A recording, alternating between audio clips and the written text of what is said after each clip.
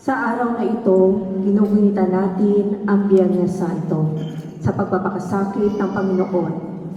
Magsitayo po ang lahat.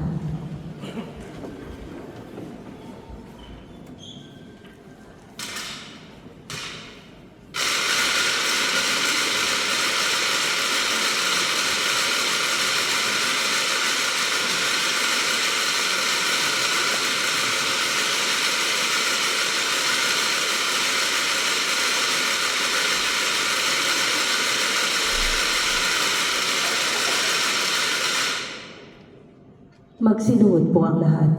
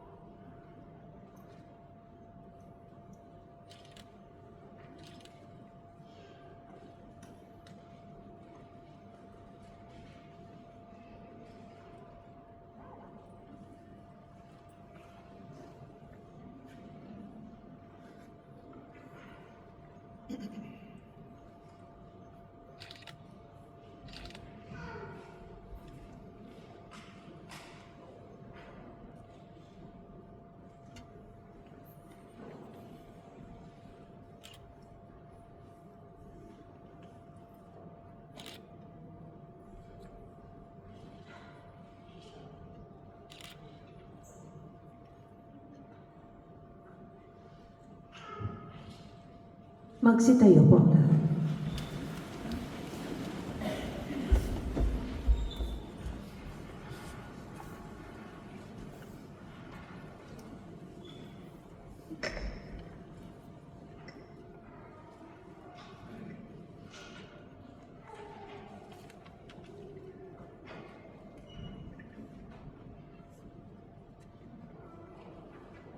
Manalangin tayo.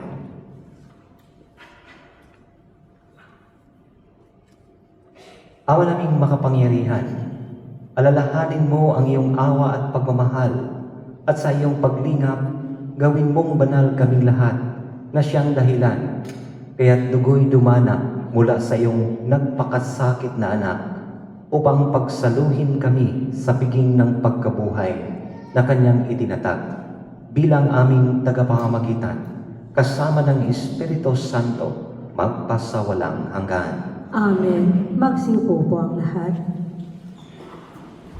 Para sa unang bahagi ng pagdiriwang, ang pagpapahayag ng salita ng Diyos. Si Jesucristo ang katuparan ng propesiya ni Propeta Isaías tungkol sa lingkod ng Diyos na kusang loob na nag-alay ng kanyang sarili upang magkaroon ng kapatawaran. Pakinggan natin ang unang pagbasa. Pagbasa mula sa aklat ni Propeta Isaias. Sinabi ng Panginoon, ang lingkod ko'y magtatagumpay sa kanyang gawain. Mababantog siya at dadakilain. Marami ang nagitla nang siya'y makita. Dahil sa pagkabugbog sa kanya'y halos di makilala kung siya'y tao. Ngayon, marami rin ang mga bansang magugulantang. Pati mga hari, pag siya'y nakita, ay matitigilan. Makikita nila ang di nabalita kahit na kailan, at mauunawa ang di pa naririnig ni numan. Sagot ng mga tao, sino ang maniniwala sa ibinabalita namin ito? Sino ang makakapagpatunay na pinahihintulutan ito ng Panginoon? Kalooban ng Panginoon na ang kanyang lingkod ay matulad sa isang halamang natanim sa tuyong lupa, walang katangian o kagandahang makatawag pansin. Wala siyang taglay na pang-akit para lapitan siya. Hinamak siya ng mga tao at itinakwil. Nagdana siya ng sakit at hirap. Wala man lang nagtapon ng sulyap sa kanya. Hindi natin siya pinansin. Para siyang walang kabuluhan. Tiniis niya ang hirap na tayo ang dapat magpatak. Gayon din ang kirot na tayo sana ang lumasak. Akala natin ang dinanas niya ay parusa sa kanya ng Diyos. Dahil sa ating mga kasalanan, kaya siya ay nasukatan. Siya ay binugbog dahil sa ating kasamaan. Tayo ay gumaling dahil sa pahirap na tinamo niya at sa mga hampas na kanyang tinanggap. Tayong lahat ay parang mga tupang naligaw. Nagkanya-kanya tayo ng lakad. Ngunit inibig ng Panginoon na sa kanya ipataw ang parusang tayo ang dapat tumanggap. Siya ay binugbog at pinahirapan. Ngunit di tumutol kahit kamuntiman. Tulad ay kordero, hatid sa patayan. Parang mga tupang hindi tumututol kahit nagupitan. Ni hindi umimik kahit kaputok man. Nang siya'y hulihin, hatulan at dalhin sa dakong patayan. Wala mang nangahas na ipagsanggalan. Wala man lang dumamay. Siya ay pinatay dahil sa sala ng sangkatauhan. Siya ay inilibing na kasama ng masasama at mayayaman. Bagaman wala siyang kasalanan o nagsabi man ng kasinungalingan. Sinabi ng Panginoon, ang kanyang paghihirap ay kalooban ko. Inihandog niya ang sarili upang sa pamamagitan noon ay magkaroon ng kapatawaran. Dahil dito'y mabubuhay siya ng matagal. Makikita ang lahing susunod sa kanya, at sa pamamagitan niya'y maisasagawa ang aking panukala. Pagkatapos ng pagdurusa, lalasap siya ng ligaya.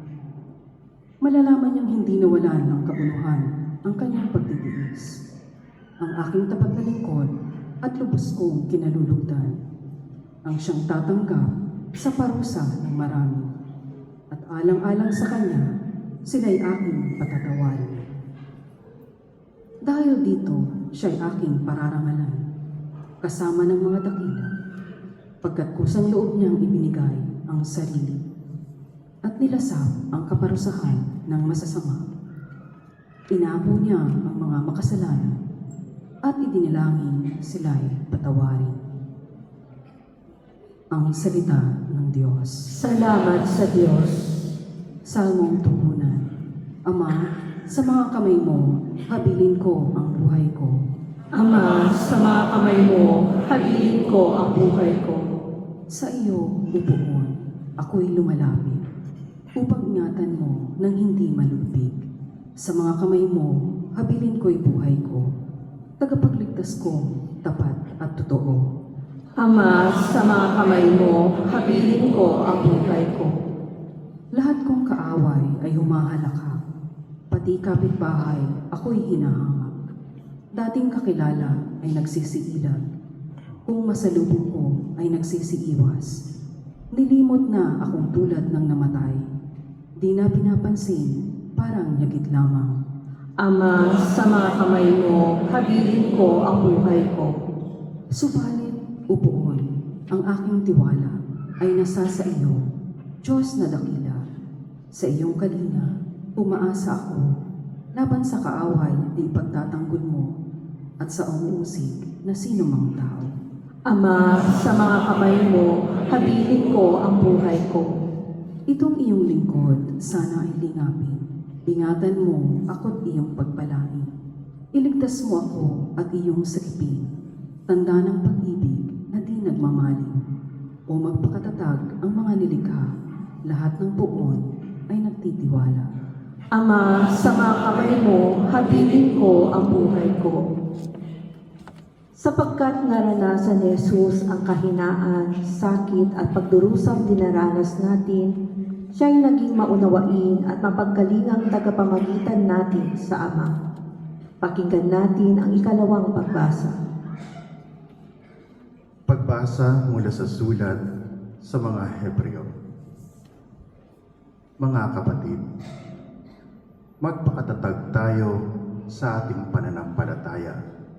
Yamang mayroon tayong dakilang saserdote na pumasok sa kalangitan sa harapan ng Diyos. Walang iba kundi si Jesus na anak ng Diyos.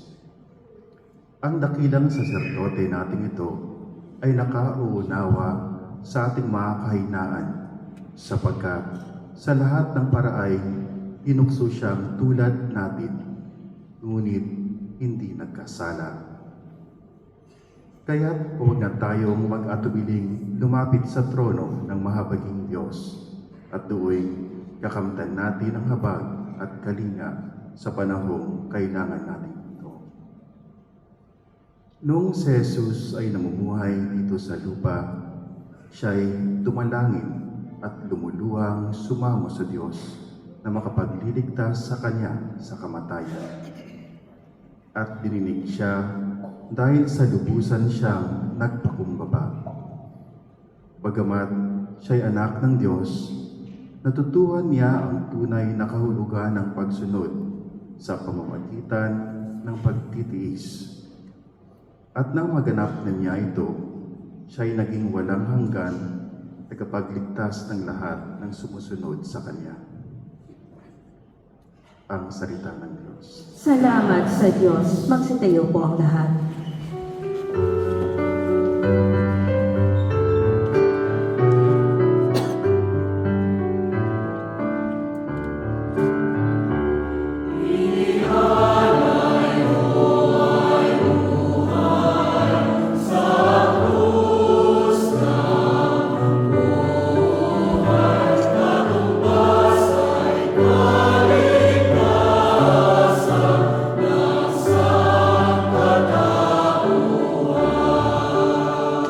Sabay-sabay po ang lahat. Masunod ni Kristo Jesus, nagkahari ng buhay sa krus, kaya dinakila ng Diyos at binigyan ng ngalang tampok sa langit at sa sinuko.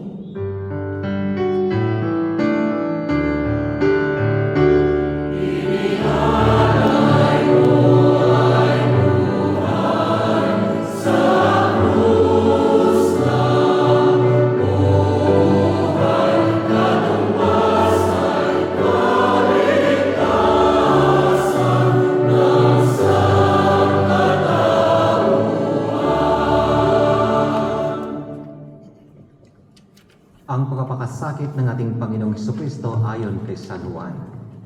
Noong panahong iyon, umalis si Jesus kasama ang kanyang mga alagad. Pumunta sila sa ibayo ng Batisador at pumasok sa isang halamanan doon. Ang lugar na ito'y alam ni Judas na nagkanulo sa kanya, sapagkat madalas magpunta roon si Jesus at ang kanyang mga alagad.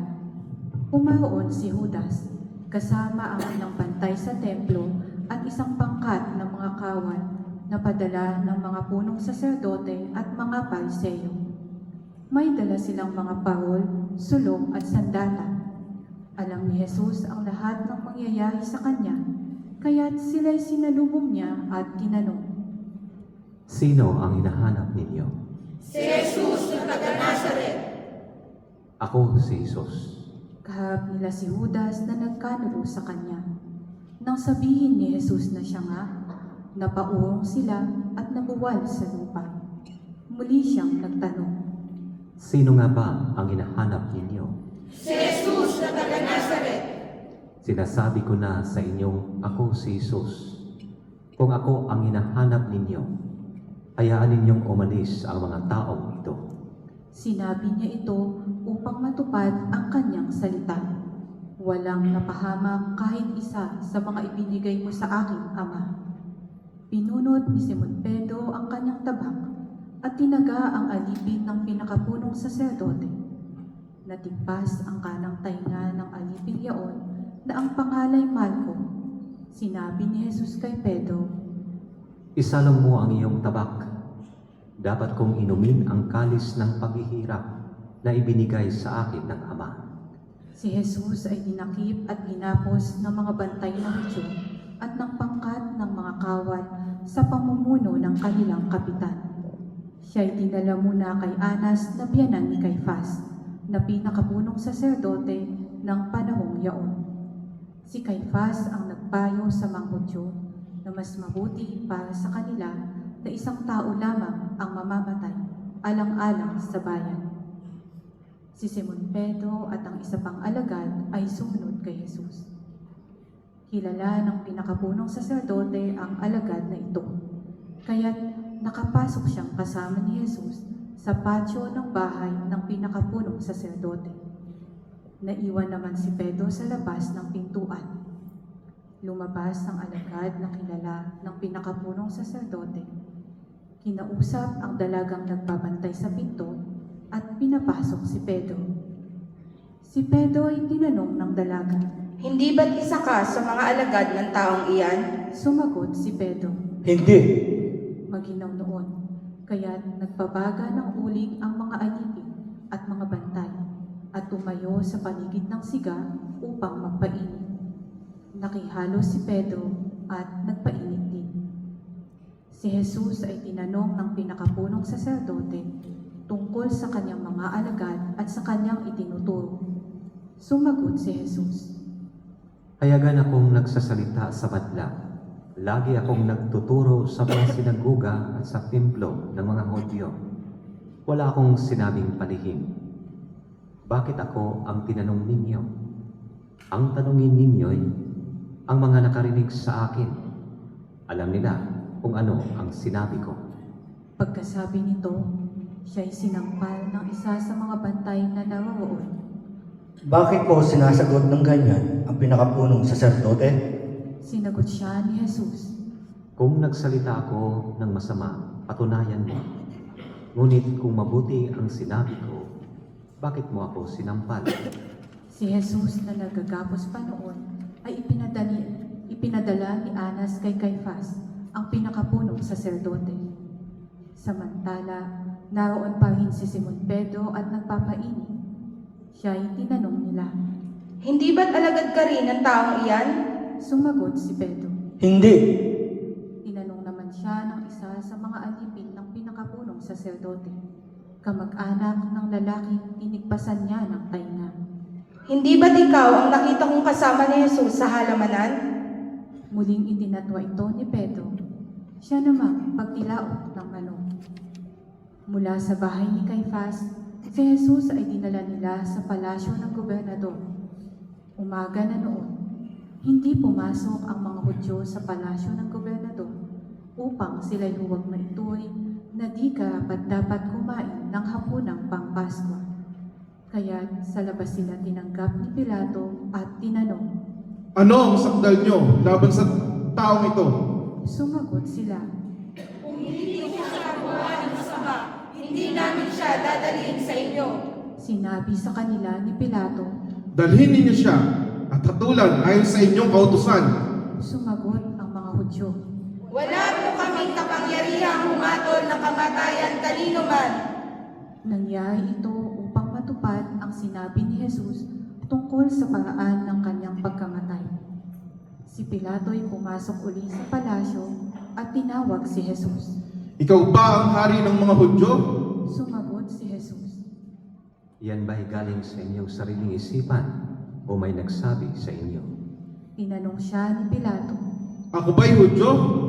Ang mga kababayan mo at ang mga punong saserdote ang nagdala sa iyo rito. Ano ba ang ginawa mo? Sumagot si Jesus. Ang kaharian ko'y hindi sa sanlibutan ito.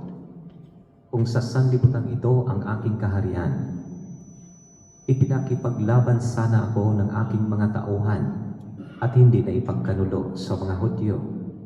Ngunit hindi sa sanlibutan ito ang aking kaharian. Kung gayon, isa kang hari? Sabi ni Pilato. Sumagot si Jesus. Kayo na ang nagsasabing ako'y hari. Ito ang dahilan kung bakit ako ipinanganak at naparito sa sanlibutan, upang magsalita tungkol sa katotohanan. Nakikinig sa aking tinig ang sinumang nasa katotohanan. Ano ba ang katotohanan? Tanong ni Pilato. Pagkasabi nito, muling lumabas si Pilato at sinabi sa mga Hudyo. Wala akong makitang kasalanan sa taong ito. Ngunit ayon sa inyong kaugalian, dapat akong magpalaya ng 1 bilanggo kung araw ng Paskwa. Ibig ba ninyong palayain ko ang hari ng mga Hudyo? Si Barrabas ay isang tulisan. Kaya't ipinakuha ni Pilato si Jesus at ipinahagupit. Ang mga kawal ay kumuha ng halamang matinik, ginawang korona at ipinutong kay Jesus. At sinuotan siya ng balabal na purpura. Isa't isa'y lumalapit sa kanya at ang wika, "Mabuhay ang hari ng mga Hudyo!" At si Jesus ay pinagsasampal. Lumabas uli si Pilato at sinabi sa kanila, Ihaharap ko siya sa inyo upang malaman ninyo na wala akong makitang kasalanan niya. at inilabas nila si Jesus na may koronang tinig at balabal na purpura. Sinabi sa kanila ni Pilato, Narito ang tao. pagkakita sa kanya ng mga punong saserdote at ng mga bantay, sila'y sumigaw. Ipako siya sa krus! Ipako sa krus! Sinabi ni Pilato, Kunin ninyo siya at kayo ang magpako sa kanya. Wala akong makitang kasalanan niya. sumagot ang mga Hudyo. Ayon sa aming kautusay, nararapat siyang mamatay sapagkat siya'y nagpapanggap na anak ng Diyos. Lalong natakot si Pilato nang marinig ang mga pananalitang ito. Muli siyang pumasok sa palasyo at tinanong si Jesus. Taga saan ka ba? Subalit, hindi tumugon si Jesus. Ani Pilato, Ayaw mo bang makipag-usap sa akin? Hindi mo ba alam na maaari kitang palayain o ipapako sa krus? at sumagot si Jesus. Kaya mo lamang magagawa yan sapagkat ipinagkaloob sa iyo ng Diyos ang kapangyarihang iyan. Kaya mas mabigat ang kasalanan ng nagdala sa akin dito. Nang marinig ito ni Pilato, lalo niyang hinangad na palayain si Jesus. Ngunit nagsigawan ang mga tao. Kapag pinalaya mo ang tao niyan, hindi ka kaibigan ng Sisar. Sino mang magpapanggap na hari ay kalaban ng Sisar. Pagkarinig ni Pilato sa pangungusap na ito, inilabas niya si Jesus. At siya'y lumuklok sa hukuman, sa dakong tinatawag na ang plataporma, Gabata sa wikang Hebreo. Araw noon ng paghahanda sa Pasko at mag-iikalabindalawa na ng tanghali, sinabi ni Pilato sa mga Hudyo. Narito ang inyong hari. Sumigaw sila. Patayin siya! Patayin! Ipako sa krus! Tanong ni Pilato Ipapako ko ba sa krus ang inyong hari? at sumagot ang mga punong saserdote. Wala kaming hari kundi ang Sisar. Kaya't si Jesus ay ibinigay sa kanila ni Pilato upang ipako sa krus. Kinuha nga nila si Jesus at lumabas siya na pasa ng kanyang krus patungo sa lugar na kung tawagin Dako ng Bungo, Golgota sa wikang Hebreo. Pagdating doon, siya'y ipinako sa krus kasama ng dalawa pa, isa sa gawing kanan at isa sa kaliwa. Sumulat si Pilato ng ganitong pangungusap at ipinalagay sa krus. Si Jesus na taga Nazaret, ang hari ng mga Hudyo. Nasusulat ito sa mga wikang Hebreo, Latin at Griego, at marami sa mga Hudyo ang nakabasa nito. Sapagkat malapit sa lungsod ang dakong pinagpakuan kay Jesus. Kaya't sinabi ng mga punong saserdote kay Pilato, Huwag niyong isusulat na hari ng mga Hudyo, kundi sinabi ng taong ito, ako ang hari ng mga Hudyo. sumagot si Pilato. Ang naisulat ko'y naisulat ko na. Nang maipako na ng mga kawal si Jesus, kinuha nila ang kanyang kasuotan at pinaghati-hatian ng apat. Kinuha rin nila ang kanyang tunika. Ito'y walang tahi at hinabi ng buo mula sa itaas hanggang sa ibaba. Nag-usap-usap ang mga kawal. Huwag nating kulitin ito, magsapalaran na lamang tayo, para malaman kung kanino ito mauuwi. Nangyari ito upang matupad ang isinasaad ng kasulatan. Pinaghati-hatian nila ang aking mga kasuotan, at ang aking damit ay kanilang pinagsapalaran. Gayon nga ang ginawa ng mga kawal. Nakatayo sa tabi ng krus ni Jesus ang kanyang ina, at ang kapatid na babae nitong si Maria na asawa ni Cleopas. Naroon din si Maria Magdalena. Nang makita ni Jesus ang kanyang ina at ang minamahal niyang alagad sa tabi nito, kanyang sinabi, Ginang, narito ang iyong anak. at sinabi ni Jesus sa alagad, Narito ang iyong ina. mula noon, siya'y pinatira ng alagad na ito sa kanyang bahay. Pagkatapos nito, alam ni Jesus na naganap na ang lahat ng bagay. At bilang katuparan ng kasulatan, ay sinabi niya, Nauuhaw ako. may isang mangkok doon na puno ng maasim na alak. Itinubog nila rito ang isang espongha, ikinabit sa sanga ng isopo at idiniit sa kanyang bibig.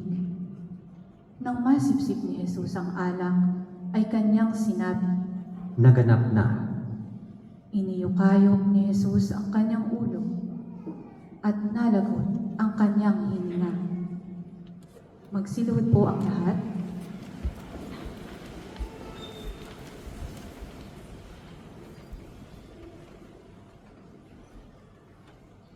Magsitayo po ang lahat.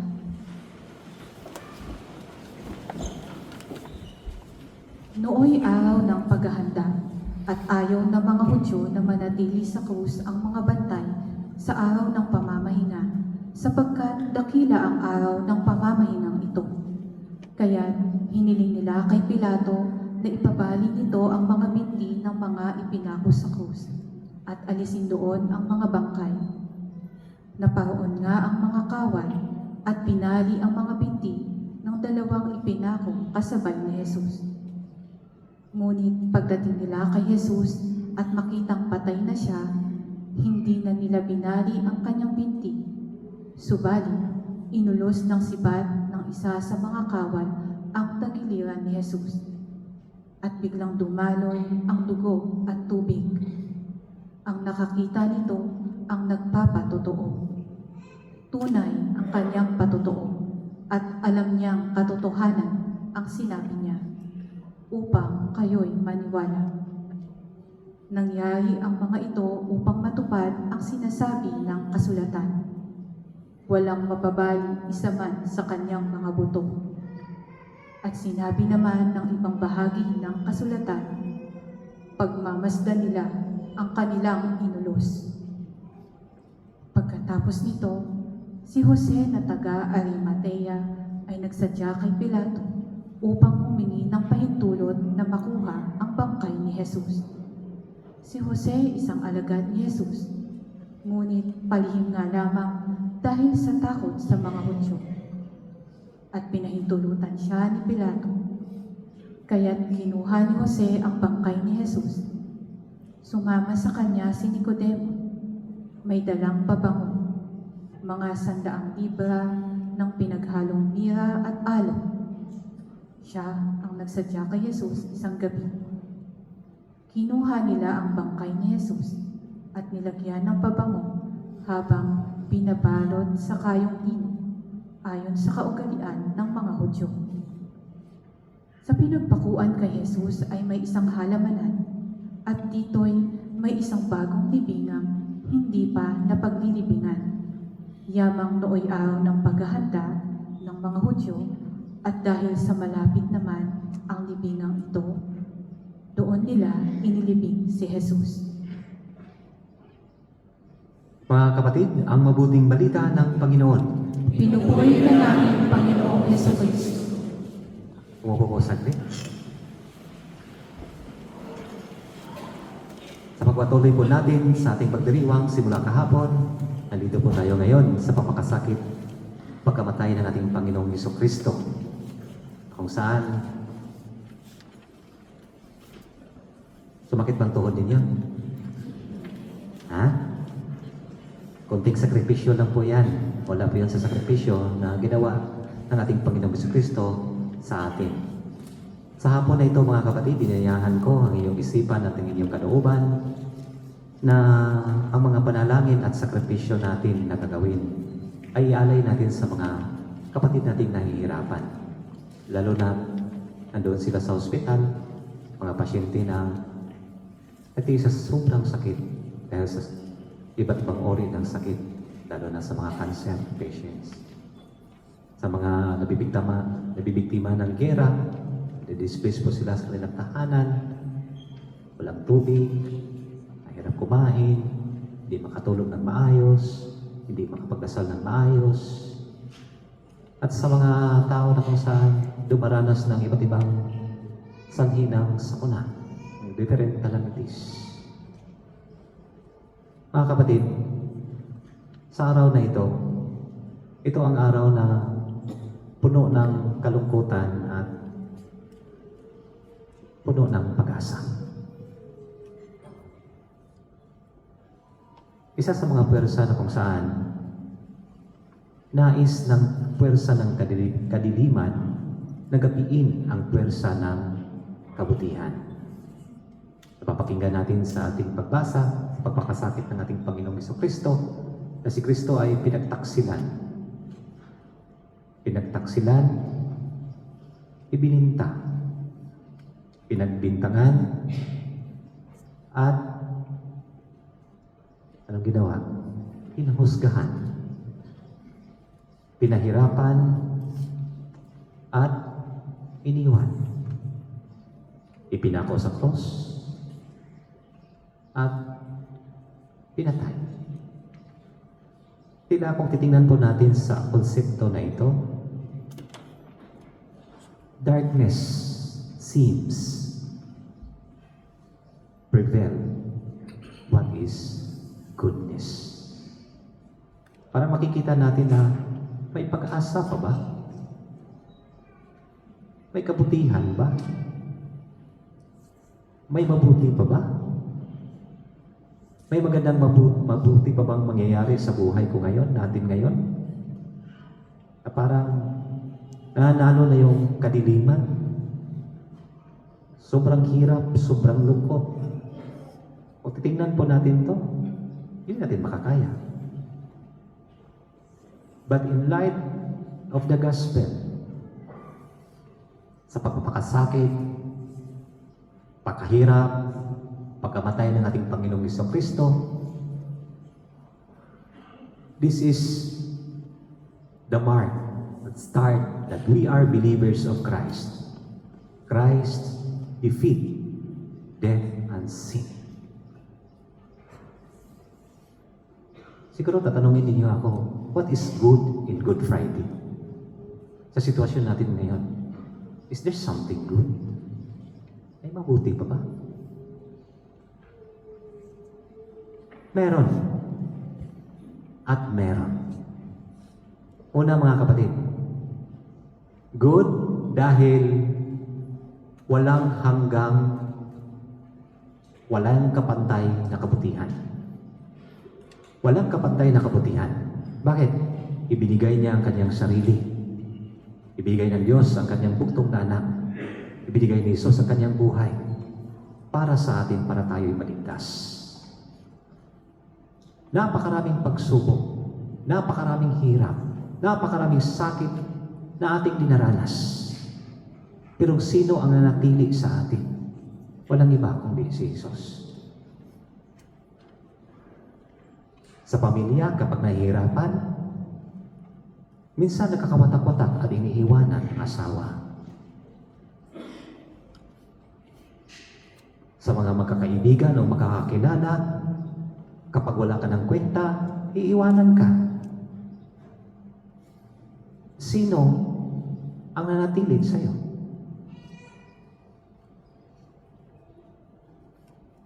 Nahihirapan ka, nai-stress ka, ayaw ng iba na ma-stress.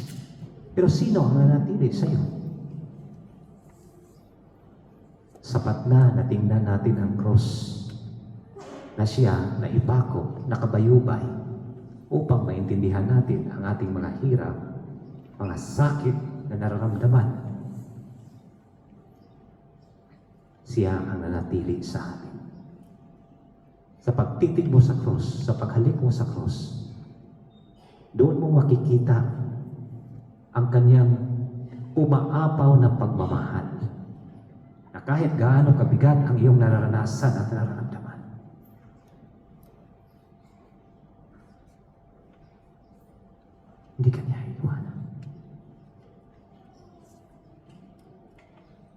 Pangalawa, good dahil nananaig ang kabutihan. Kung titingnan natin para sa mga mata ng mga tao, ang nangyari kay Jesus, failure, pagkabigo, hindi katanggap-tanggap. Sa mga nangyayari sa atin, kung isipin din natin, napunta po tayo, failure. Parang hindi natin katanggap-tanggap.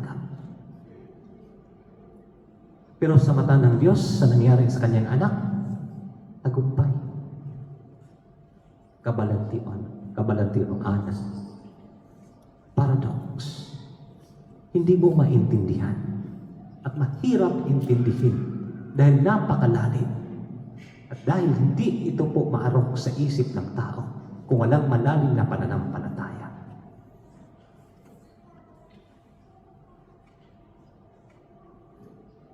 Ang tao ang nagkasala. Ang tao ang gumagawa ng mali at nagkasala. Pero ang Diyos ang nagdusa, naghirap. Pinasan niya ang cross at walang cross na puti ang kulay kung hindi itim. Karga niya lahat ng mga sakit at hirap dulot ng kasalanan ng sanlibutan. Walang exemptions sa atin dito. Kundi tayong lahat ay may mga kasalanan at inako lahat niya yun at kinarga niya lahat yun para magkaroon lang tayo ng buhay na magaan. Kaya ang tao ang nagkasala, ang Diyos ang nagbayad. At ang ibinayad niya ay ang kanyang dugo.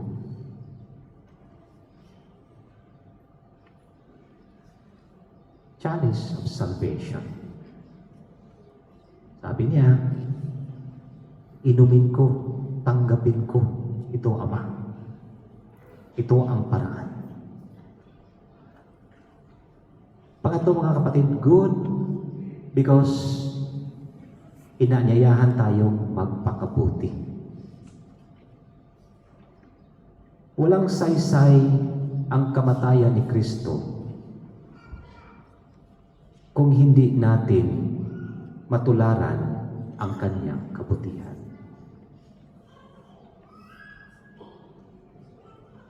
Again, maging walang saysay ang kamatayan ng ating Panginoong Hesukristo kung hindi natin matutularan ang kanyang kabutihan.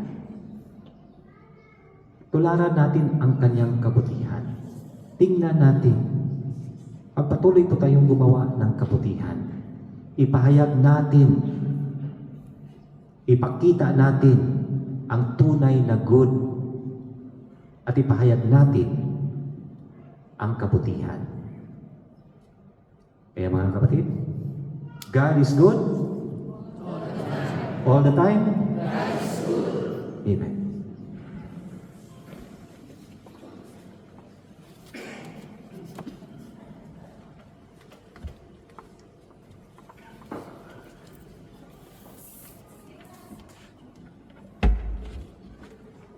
Magsitayo po ang lahat.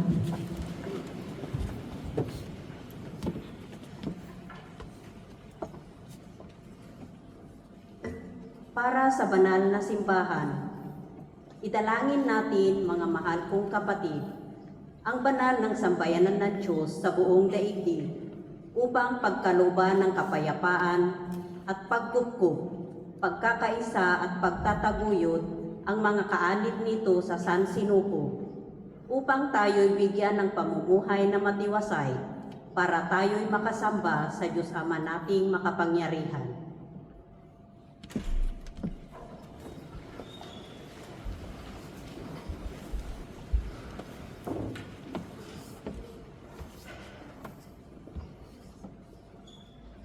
Para sa Santo Papa, idalangin Magsitayo po ang lahat.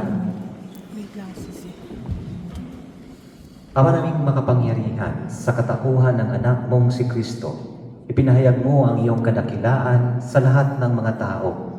Lingapin mo ang iyong mga ginawa dahil sa pag-ibig. upang ang iyong sambayanang laganap sa buong daigdig ay mamalaging matatag sa pananampalatayang iyong bigay para sambahin ang banal mong ngalan sa pamamagitan ni Jesucristo kasama ng Espiritu Santo magpasawalang hanggan. Amen. Para sa Santo Papa, idalangin natin ang ating banal na Papa na si Leon na hinirang ng Diyos sa hanay ng mga tagapangasiwa upang kanyang bigyan ng magandang kalusugan at mahabang buhay para sa kapakanan ng banal na sambayanang ipinagkatiwala sa kanya para paglingkuran. Ama naming makapangyarihan, sa iyong kapasyahan, umiral ang sanlibutan. Paunlakan mo ang aming kahilingan na iyong lingapin si Papa Leon na iyong hinirang para kami pangasiwaan upang ang sambayanang Kristiyano na iyong pinamunuan ay mapapahalaan niya ng may kaunlaran sa pananampalataya at gawang kabutihang iyong inaasahan sa pamamagitan ni Jesucristo kasama ng Espiritu Santo magpasawalang hanggan. Amen. Para sa kaparian at lahat ng kaalib ng simbahan, dalangin din natin ang ating mahal na Obispo, Aldo Berardi, gayon din ang lahat ng mga obispo, mga pari at mga diakono, at ang tanang kabilang na sambayanang Kristiyano.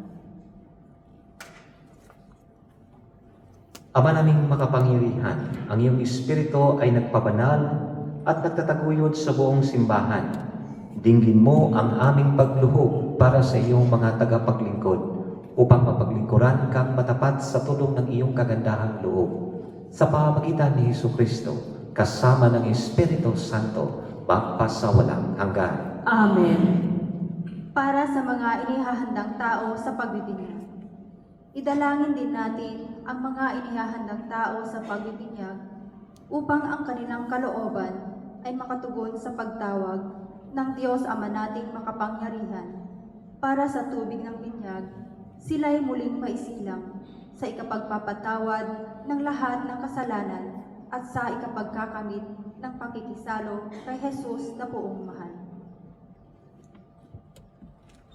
Ama naming makapangyarihan, lagi mong pinauunlad ang sambayanan sa pagkakaroon ng karagdagang kabilang sa pananampalataya at pagkaunawa ay magkaroon nawa ng pag-unlad ang aming mga inihanda sa pagbibinyag upang sa muli nilang pagsilang bilang binyagan, sila ay mababilang sa mga kaanib ng iyong angkan sa pamamagitan ni Jesucristo kasama ng Espiritu Santo magpasawalang hanggan. Amen.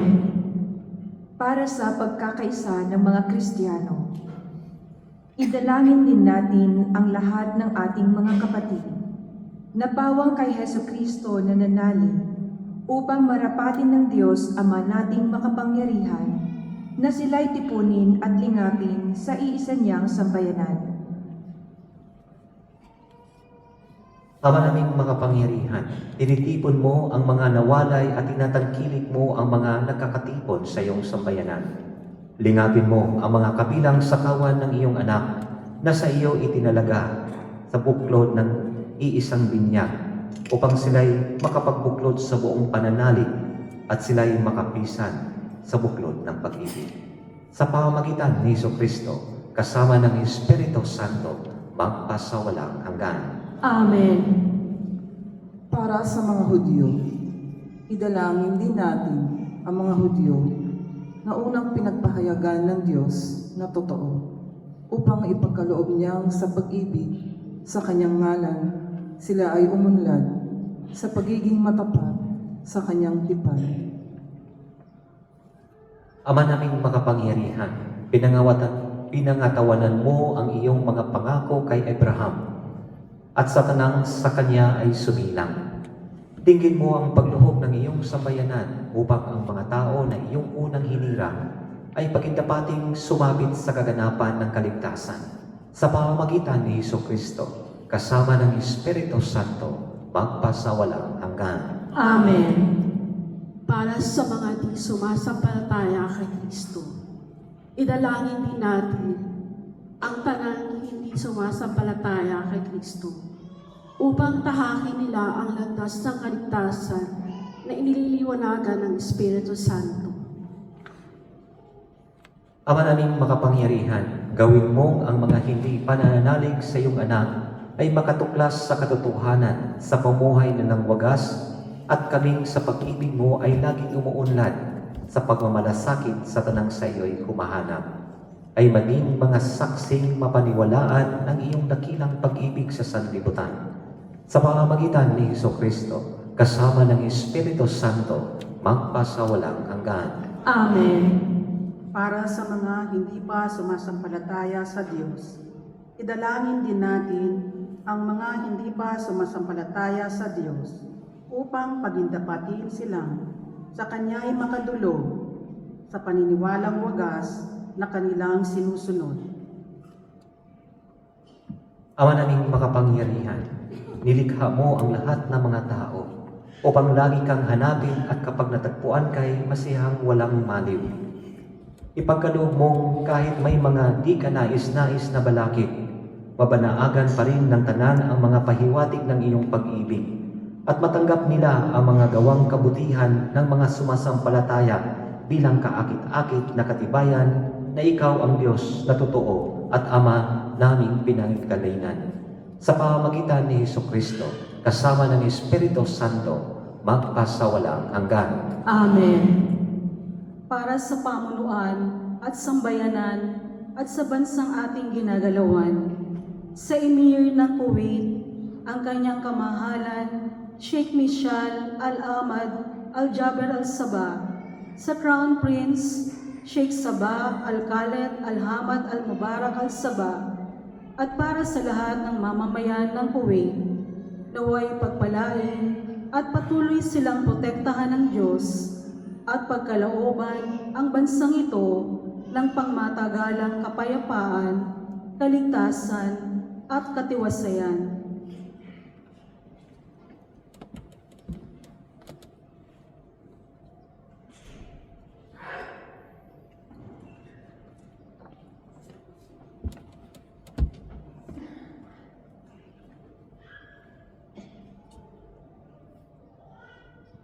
Para sa mga may tanging pangangailangan. Idalangin natin, mga kapatid, sa Ama nating makapangyarihan, na ang sanlibutan ay maibsan ng tanang katiwalian. Ang mga karamdaman ay malunasan. Ang kagutuman ay maparang. Ang mga nasa piitan ay lumayang tuluyan.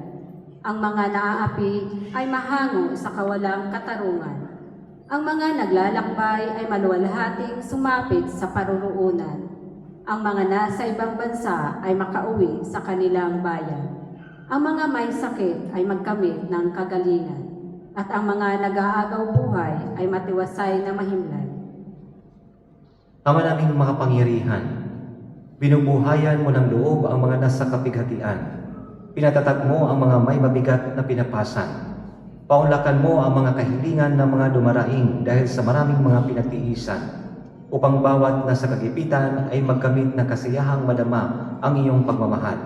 Sa pamamagitan ni Jesucristo, kasama ng Espiritu Santo, magpasawalang hanggan. Amen. Magsiupo po muna ang lahat.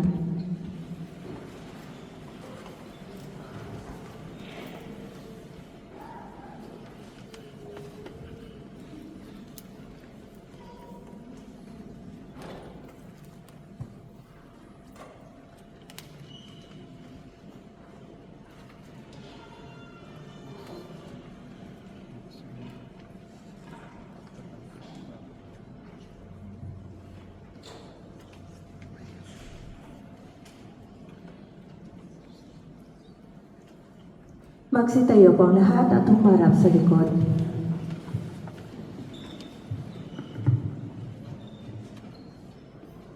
Masdan ninyo ang kahoy na krus. Dito nakabayubay ang pag-asa ng mundo.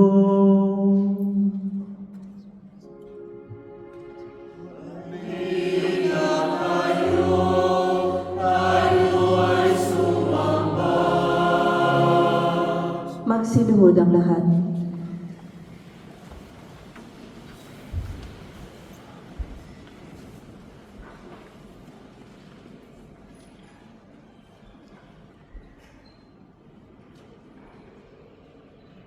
Magsitayo ang lahat. Masdan ninyo ang kahoy na krus, dito nakabayubay ang pag-asa ng mundo.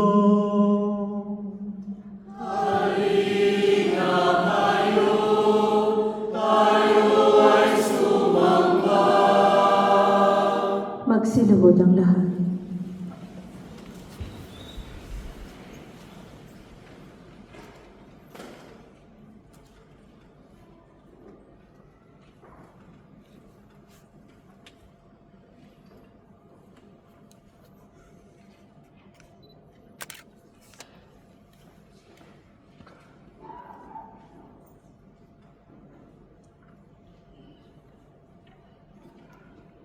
Magsitayo ang lahat.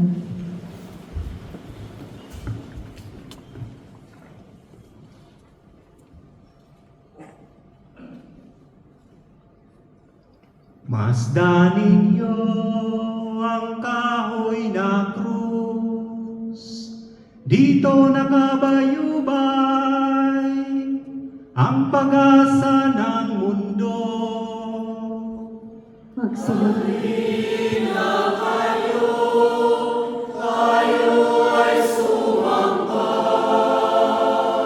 Magsiluhod ang lahat.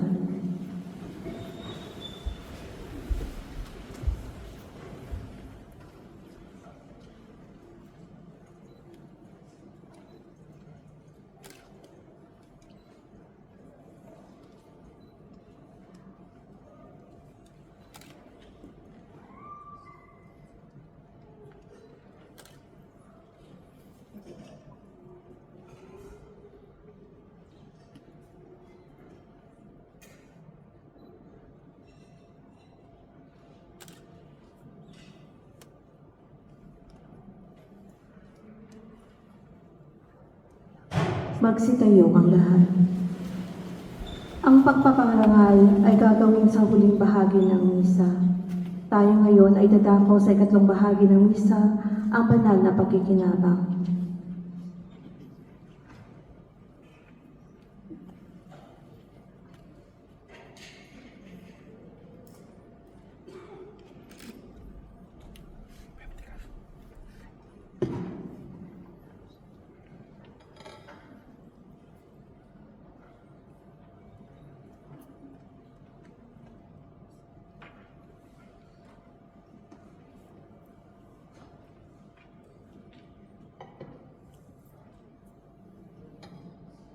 Sa tagubilin ng mga kagaling na utos sa turo ni Jesus na Panginoon natin at Diyos, ipahayag natin ang lakas loob.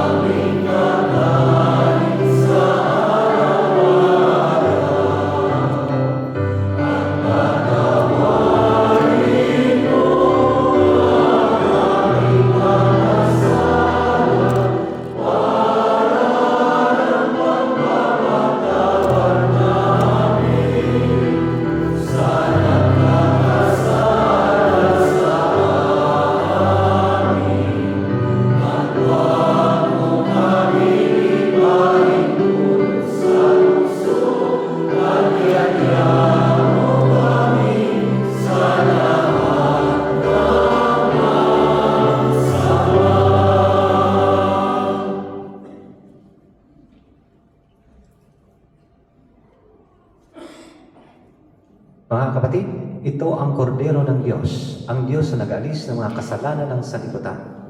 Mapalad tayong inayahan sa kanyang piging. Panginoon, hindi ako karapat-dapat na magpatuloy sa iyo, ngunit sa isang salita mo lamang ay gagaling na ako.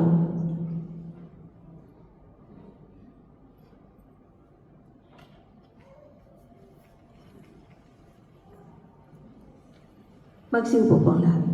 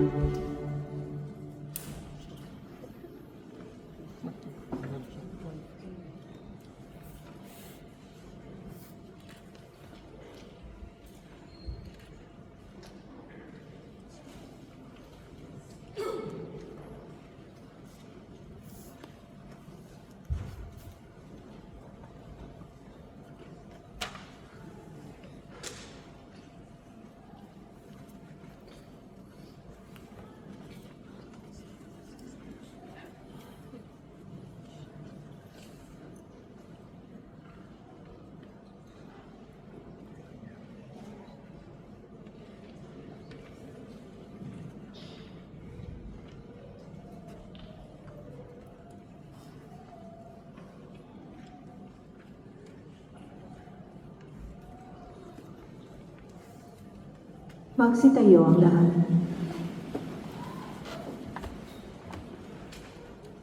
Manalangin tayo. Ama naming mapagmahal, pinapakinabang mo kami sa banal na pagkamatay at pagkabuhay ni Kristo.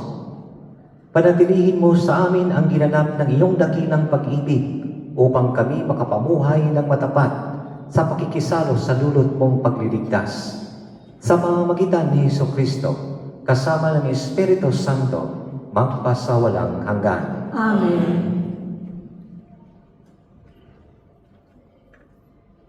Iyoko ang inyong mga ulo.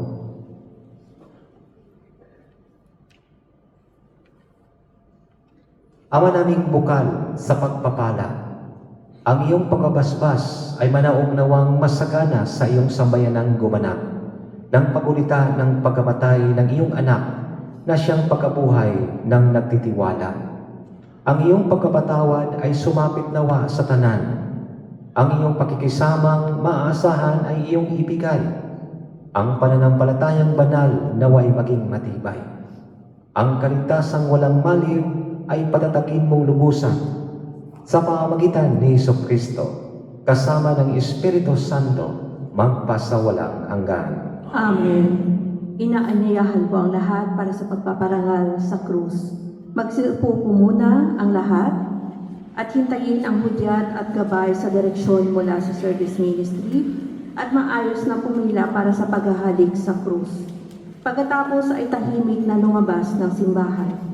Inaanyayahan din po ang lahat na dumalo at makiisa sa Easter Vigil Mass na gaganapin bukas ng alas 5 ng hapon sa Holy Family Hall.